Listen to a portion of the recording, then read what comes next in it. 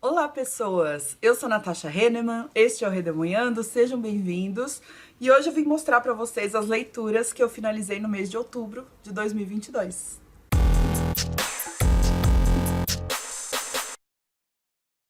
Então, gente, mostrei aqui na abertura um livro só, A Canção de Aquiles, mas eu li outros dois no Kindle também. Vou comentar os 3 livros com vocês. O meu ritmo de leitura não tem estado o mesmo de algum tempo atrás. Acho que tem vários fatores aí envolvidos. Em outubro já é o fim do ano letivo, né? O ano letivo costuma acabar nas escolas em novembro. Então são as últimas provas acontecendo, é aquela maratona de correções e finalização de conteúdo. Também está acontecendo a ONHBA, que é a Olimpíada Nacional em História do Brasil, promovida pela Unicamp, mas essa versão é uma versão aberta para todos, então eu estou competindo na Olimpíada de História individualmente, dessa vez não é orientando os meus alunos. Eu oriento os meus alunos na primeira metade do ano, que é a Olimpíada de História só para alunos de ensino médio e os anos finais do ensino fundamental. E além disso, em outubro tive o casamento da minha irmã, o lançamento presencial, aliás, os lançamentos presenciais do livro que eu escrevi junto com a minha amiga Fabiana Lessa, o livro Filósofas. Se você não sabe do que se trata, se você tem interesse em história, em filosofia e em história das mulheres, eu fiz um vídeo todinho explicando como é que a gente montou o livro, sobre o que ele trata. Eu vou deixar o link para esse vídeo no box de descrição e também nos cards. E se você quiser comprá-lo, ele está disponível nas livrarias pelo Brasil inteiro e também está disponível online nas Americanas, no Submarino, na Amazon. Se você quiser adquiri-lo pela Amazon, por favor, utilize meu link que fica aí sempre no box de descrição, porque comprando por esse link você não paga nada mais e eu recebo uma pequena comissão pela venda, tá? Os links que estão aí embaixo não são só para o livro Filósofas, eu também vou deixar links para os livros que eu for comentando aqui ao longo do vídeo de leituras, tá bom? Mas só queria dizer que o lançamento do nosso livro Filósofas foi maravilhoso, os 2 lançamentos, teve um em São José dos Campos e um no Rio de Janeiro, e eu já estou com saudade, eu quero fazer uma tour desse livro pelo Brasil inteiro, mas porque ele é muito lindo e as pessoas estão sendo super receptivas. Gente, obrigada a todo mundo que está comentando que está lendo o livro, que está gostando da ideia e da escrita também. Então, muito obrigada mesmo por esse apoio ao nosso projeto. Esse aqui é o nosso xodó de 2022. E acho que agora que tá batendo o cansaço de tudo que passou, sabe? Então, as minhas leituras têm estado um pouco mais lentas. E uma outra coisa que contribuiu para eu não finalizar muitos livros em outubro foi a Copa Literária. Tá rolando aqui no canal a Copa Literária, inspirada lá na Lilica, do canal Comparando Livros, em que eu faço batalhas de contos. Então, eu li vários contos, mas nenhum livro inteiro. Então, eu não vou trazer esses livros para vocês por enquanto. Mas quem quiser ver, tem uma playlist aqui no canal da Copa Literária. Tá bem bacana. Quem tá assistindo tá fazendo comentários muito positivos também. E eu tô conhecendo cada autor e cada livro de contos. Gente, maravilhosos. Com certeza, vários desses livros de contos eu vou finalizar. Embora não na Copa Literária, mas aí eu vou pegar, porque eu gostei muito mesmo dos competidores, muito, muito, muito. E vamos às leituras de outubro que eu finalizei, começando pelo famoso A Canção de Aquiles, da Madeleine Miller, nessa edição da Minotauro, que é um selo da editora Planeta. Esse é um livro descrito como jovem adulto e LGBTQIA+, porque basicamente é a história de Aquiles, da Guerra de Troia, contada por Patroclo. Então o Patroclo, que é o nosso narrador, é um príncipe em uma região ali da Grécia, mas ele é um príncipe bastante inseguro, tímido, e acontece lá um acidente que ele é exilado da terra dele, do pai dele também, e vai morar num outro reino, cujo príncipe é Aquiles. Aquiles é um dos maiores heróis gregos, o herói da Guerra de Troia, e ele é incrível, assim, em todos os aspectos. Ele é muito bonito, ele é muito jovem, ele é filho de uma deusa com um mortal, então ele tem esse aspecto um pouco divino nele. Ele é muito bom guerreiro, rápido, ágil, forte. E ele e o Patroclo aqui no livro têm mais ou menos a mesma idade e se tornam companheiros inseparáveis. E eles vivem um romance também, então na verdade eles são companheiros em todos os sentidos, né? É uma amizade muito profunda e um relacionamento romântico também que eles vivem desde a adolescência até eles irem para a Guerra de Troia. Então aqui tem também a história que é contada na Ilíada, mas é que a Ilíada é um fragmento da Guerra de Troia, né? E nesse livro a gente acompanha bem antes da Guerra de Troia e até o final também. E foi assim, gente, um livro que eu fui lendo bem aos pouquinhos.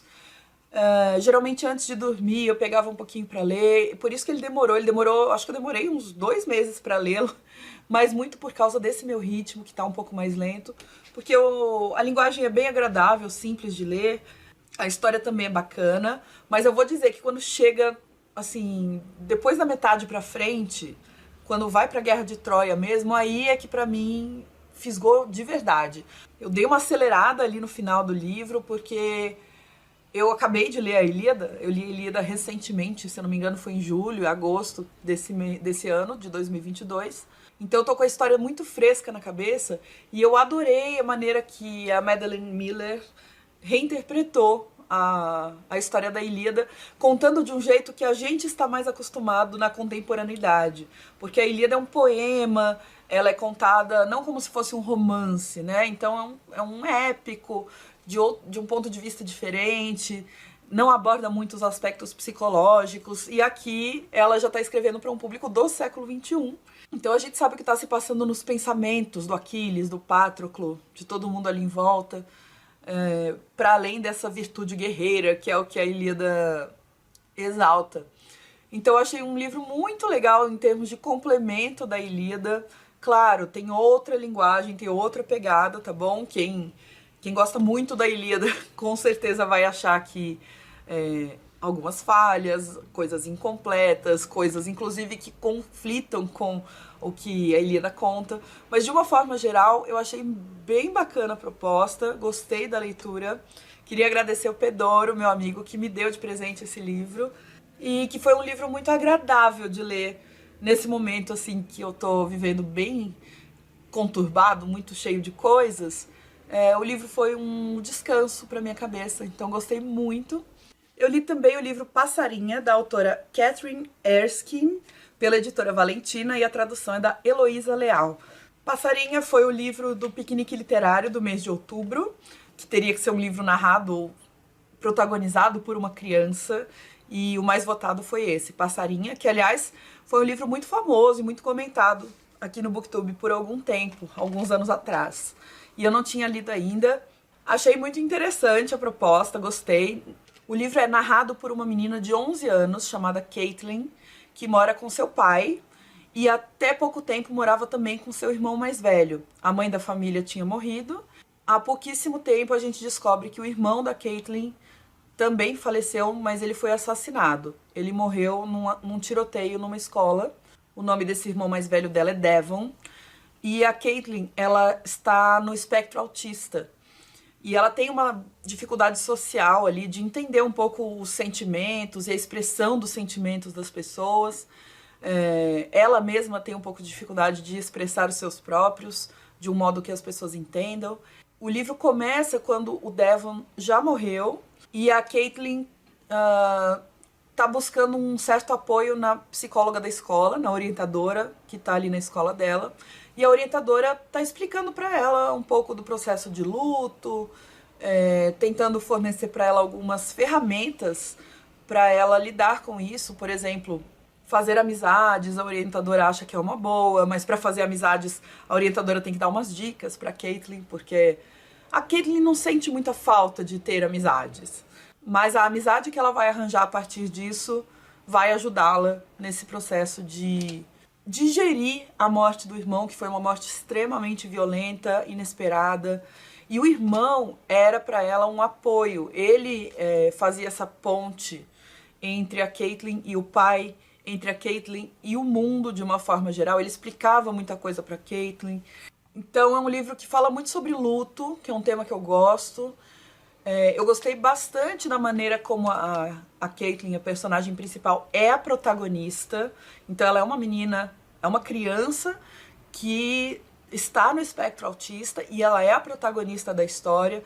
Inclusive, ela é quase que o motor para o início de uma cura, né? O início de uma superação desse luto, que obviamente é um luto dificílimo por conta do peso que teve, né? O menino foi assassinado dentro da escola, que é um ambiente que a gente considera seguro.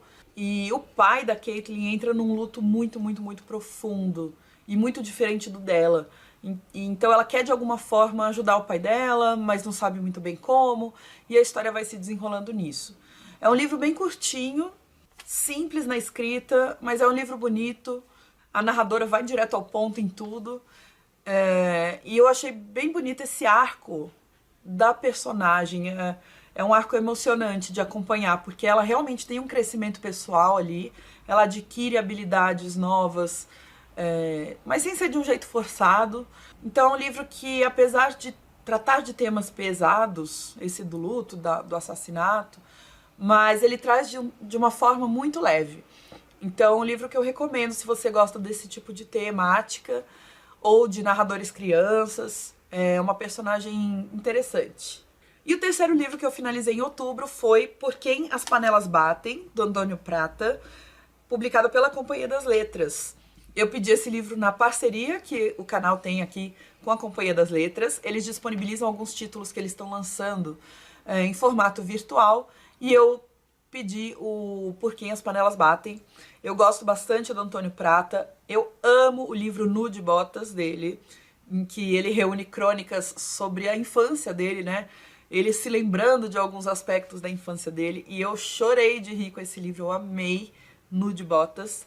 Então eu sempre tenho expectativas altíssimas para os livros de crônicas dele. E esse eu achei bem bom também.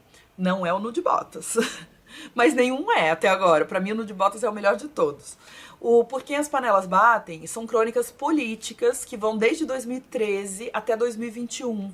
Então ele pega desde aquelas manifestações de 2013, que começaram lá pelos 20 centavos do transporte público, e o negócio escalou de um jeito que a gente nunca poderia prever, né? E passa pelo Lava Jato, pelo impeachment da Dilma, o golpe, em 2016, o governo Temer, as eleições de 2018 e a ascensão do Bolsonaro, né? Essa escalada vertiginosa da extrema-direita. E tudo isso é interessante de ver, é muito louco, porque é quase em tempo real. O Antônio Prata, ele vai publicando à medida que as coisas vão acontecendo, né? Então, o tom dele varia ao longo do tempo. No começo, ele ainda tá meio confuso. 2013, 2014, ele ainda tá criticando muito os dois lados, sabe? E à medida que a política vai avançando, os anos vão avançando, ele começa a adotar um tom mais preocupado e notando que os dois lados não são iguais, né? Que existem problemas muito graves relacionados aí a esses grupos que ascenderam ao poder, que ganharam muito poder ao longo desses anos. Não só poder político, mas um poder popular muito grande. E como sempre, o Antônio Prata, ele consegue trazer esse tom humorístico que tem na veia, mas nem por isso o livro deixa de ser um pouco melancólico, um pouco revoltante. Revisitar esses acontecimentos todos é bem dolorido. A gente vai vendo como a gente chegou no fundo do poço, sabe? O Antônio Prata justifica de vez em quando ali nos textos que ele gostaria de estar escrevendo sobre coisas aleatórias, que é o que às vezes as crônicas fazem, né? Ele fala, eu queria estar escrevendo sobre a lancheira da minha filha. Eu queria estar escrevendo sobre uma gaveta de meias. Mas eu não consigo, porque tudo que ele consegue pensar para escrever, para registrar, para se expressar, é a situação política do país. É inevitável falar de política, né?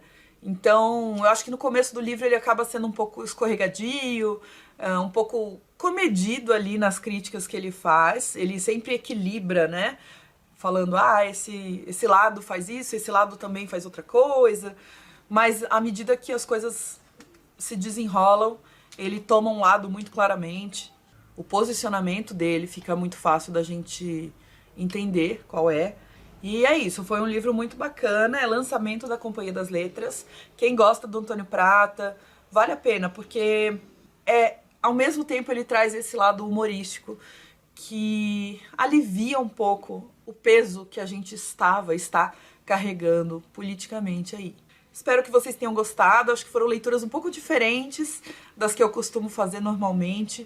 Foi um livro jovem adulto, ou dois, né? O livro Passarinha também pode ser considerado aí um infanto-juvenil, talvez, dependendo do caso, mas que tratam de temas também muito importantes, e um livro de crônicas que fazia tempo que eu não lia também. Me contem aí se vocês já leram algum deles, se vocês gostam desses tipos de livros. Eu gosto de variar, como sempre, né? Vocês sabem. Eu gosto de ler de vez em quando filosofia, de vez em quando crônica, de vez em quando um jovem adulto, história em quadrinhos e romance latino-americano. A gente vai variando aí. Ficção científica. Eu tô tendo umas vontades de ler um pouco suspense, algo pro lado mais do terror também, mas não tá dando tempo. E a minha disposição também não tá muito alta, assim, pras leituras. Mas tá tudo certo, vamos respeitando aí o nosso ritmo. A vida acontece, né? E agradeço a vocês por estarem por aqui, por me assistirem, por comentarem e por deixarem um joinha, que sempre me ajuda muito, tá? Um beijo, até o próximo vídeo. Tchau!